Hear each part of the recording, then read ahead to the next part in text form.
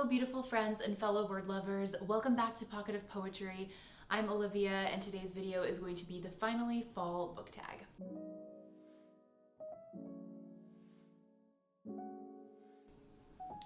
So I feel like it has been a minute since I've sat down and just talked about books with you guys. Like, that's what this channel started out to be, was just talking about books, and I've kind of strayed into other types of content recently with writing and all of that.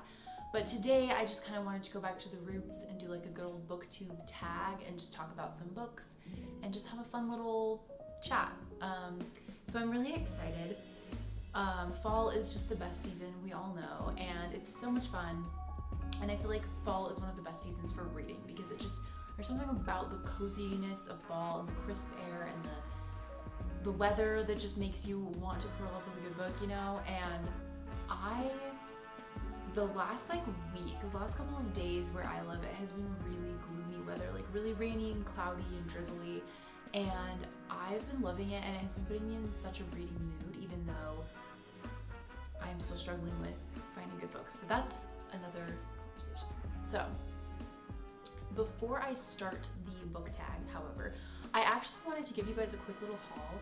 I just wanted to show you some of the books I recently bought because I thought it would be fun, and just kind of wanted to catch up with you guys on where I'm at with my like current book collecting status, I guess. Like, you know, I've been trying to build up my collection, so I purchased a couple of books, and this is what I purchased. So 2 of these were in September, and 2 of them were like just barely for October. So this one I talked about in my September wrap up, but it is Untold Night and Day by Beishua. It's one that I recently bought. I think it's a really pretty addition to my collection. That's all I'm going to say about it because I talked about it already in my wrap up. You can go there if you want to see my thoughts on the book because I did read it already. And then the other book that I bought in September was Anna Karenina by Leo Tolstoy. You can see I am not very far into it, but I have started it. I just really wanted to read Anna Karenina. I know it's a major classic, and I don't know, I just really wanted to like finally finish a work of Tolstoy's for a while now because I started out reading War and Peace before, but I never finished it. So I really wanted to like full read Anna Karenina and dive into this really famous classic and see how it is for myself. So far it's been really intriguing and interesting. There definitely are slower parts because it is Tolstoy and it's big and thick and dense and a lot to get through. But it has been really interesting so far. So that is my thoughts on this. I will definitely tell you guys more once I've read more and once I've finished it. And then the 2 books that I bought for October, there's other books I want to read, but I really wanted to get this one. It's called Kindle Direct Publishing, Zero to Hero by Antonis Sagaris. And it's basically just a book about promoting your books on KDP, which is the Kindle Direct Publishing, if you do not know. And I just really wanted to get a book that would like educate me on the best ways to market my book because I've been struggling in that field since I published it. I've been trying to figure out how to up sales. So this will hopefully help a lot. I haven't started it yet, but I'm hoping to start it soon, probably like tomorrow soon. So yes, there's this one. If you have also published a book on KDP and you're interested, I will definitely give you guys my review once I've read it. And then the last book that I want to share with you guys is a poetry collection. I have been in such a mood for poetry recently, and I've just been really wanting to read and collect more of it. So I bought this one. It's called Sweet Dark by Savannah Brown. And I actually bought this at the recommendation of a booktuber named Dakota Warren. Don't know if you guys have heard of her or not, but she made a whole video talking about modern poetry and her recommendations on modern poetry, and this was one of the books she talked about. There were a couple in there that I wanted to get, but I decided to get this one. For some reason, it kind of pulled at me, the whole concept of this book.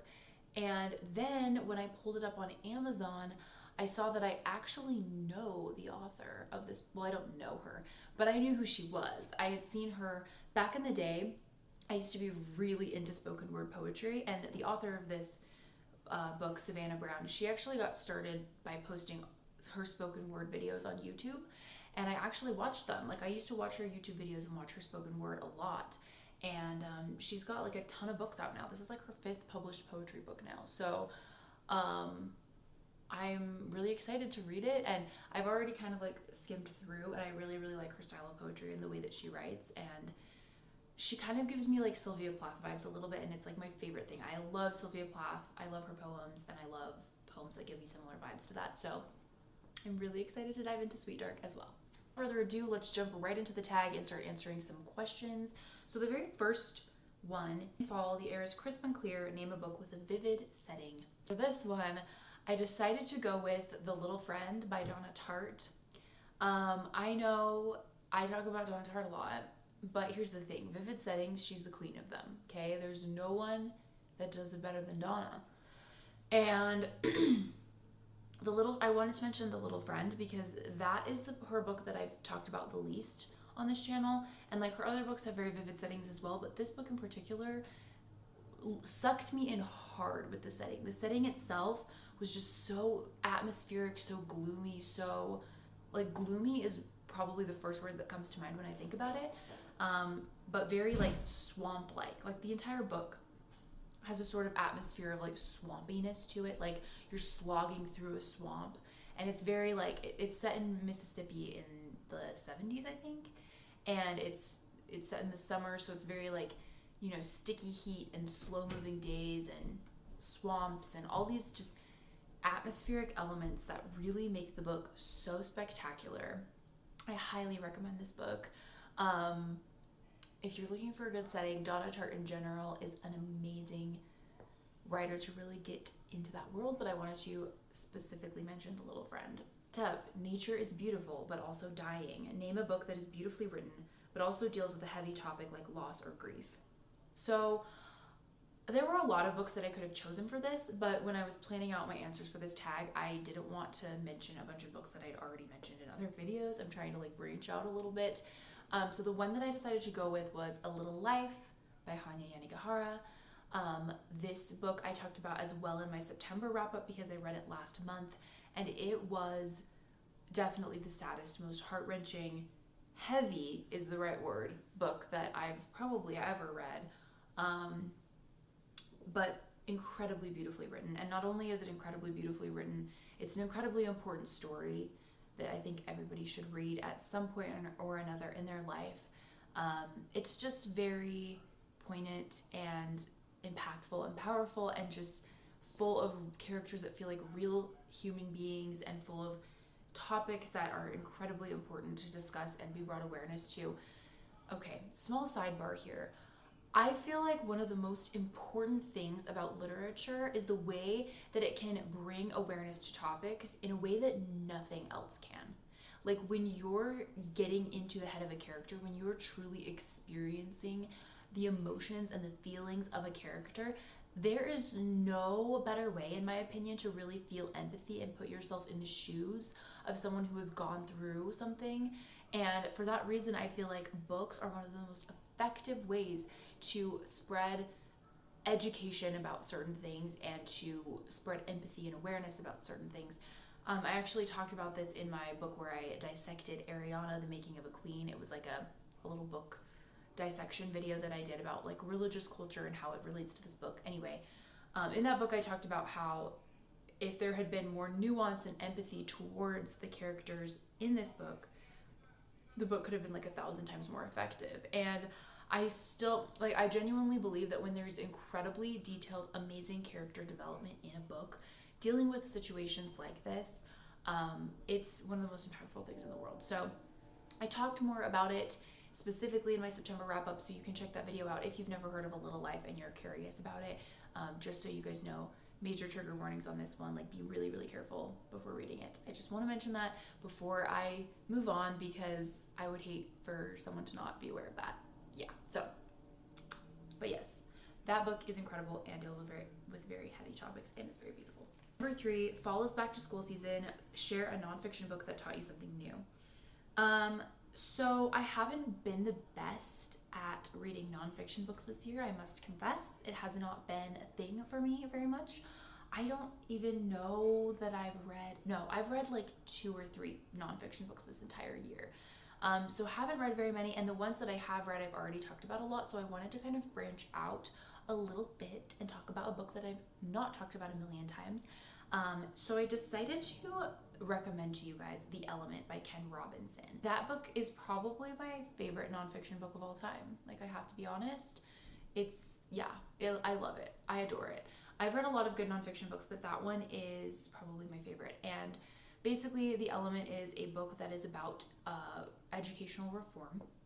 It's about how each and every person on the earth, according to this author, has what is called an element, and that is the place where their passion and their purpose come together, and they're sort of everybody's kind of has the potential to find this element and to be able to be in this headspace where they're feeling fulfilled because they're doing what they're passionate about, but they're also contributing to the value of the world.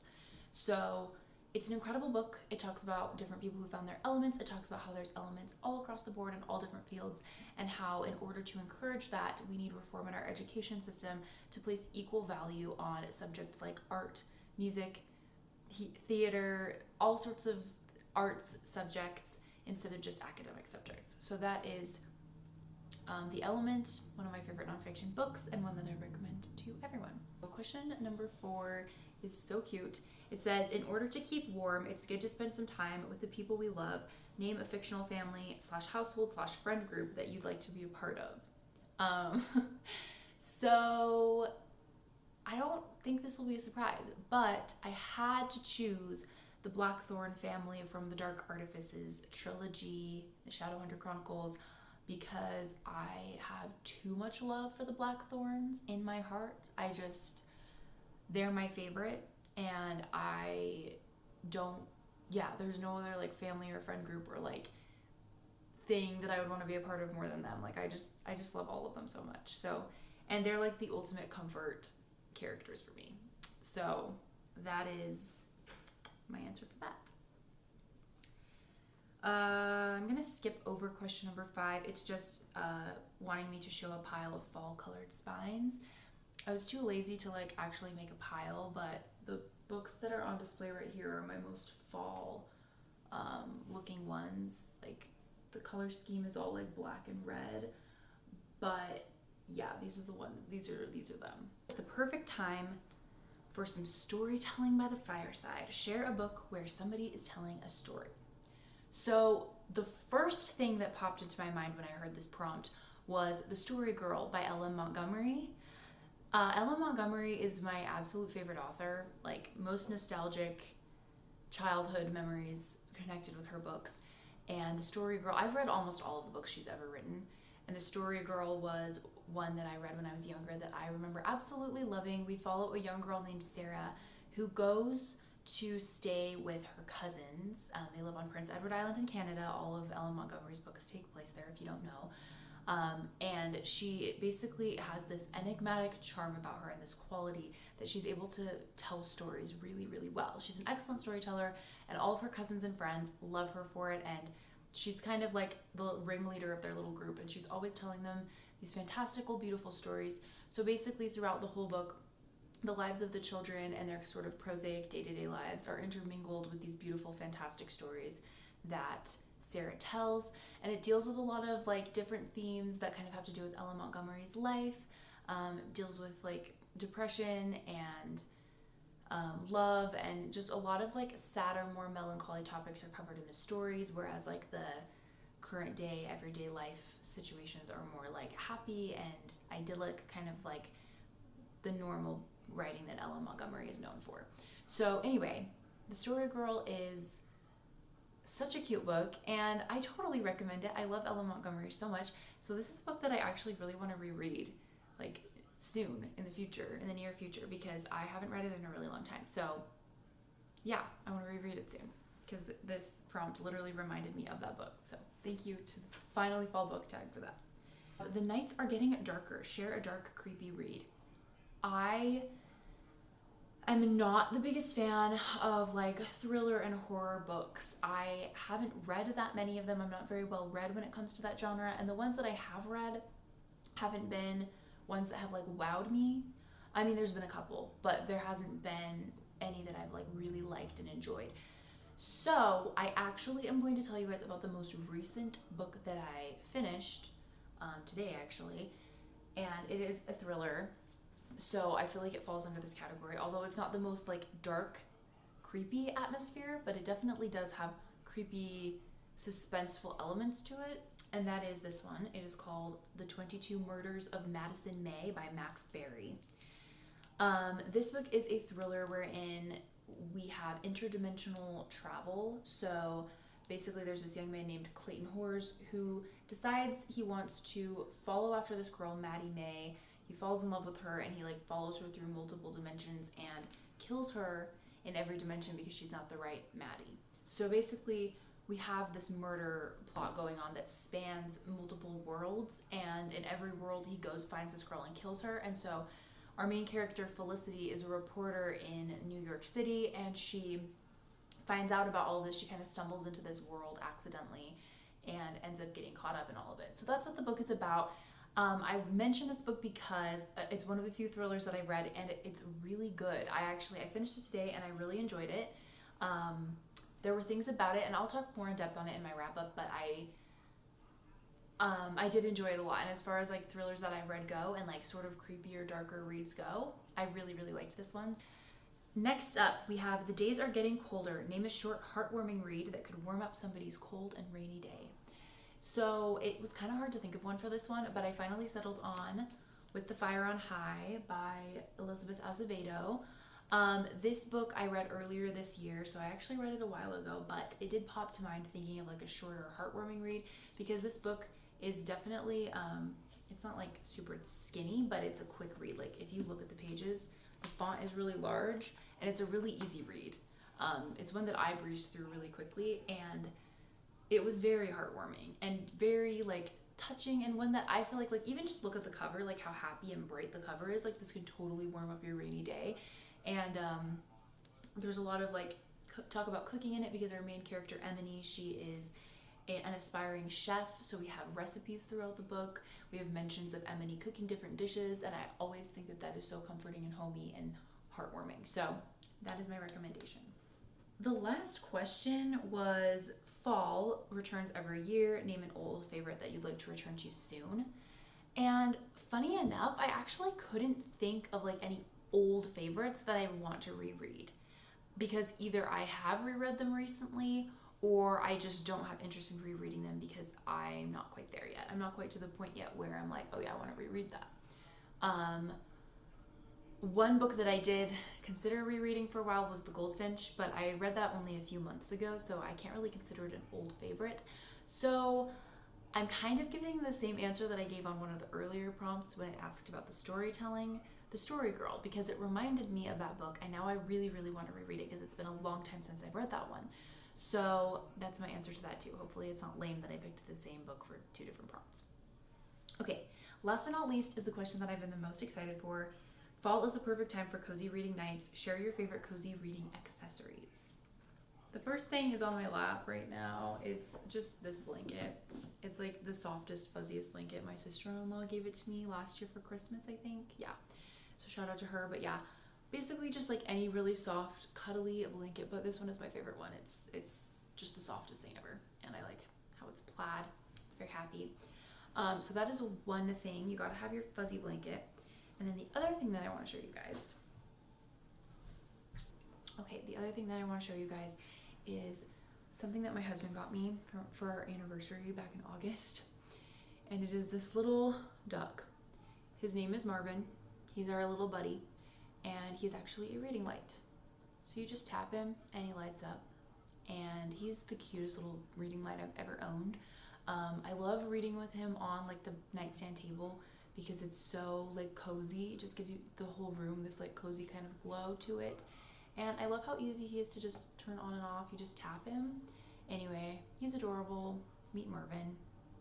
So Marvin and I would like to say thank you so much for watching this video. If you enjoyed it, please give it a like. And if you would like to see more videos that are like this, you can hit the subscribe button. Leave a comment down below letting me know what your favorite fall read is. And I will see you guys all in the next video. Bye!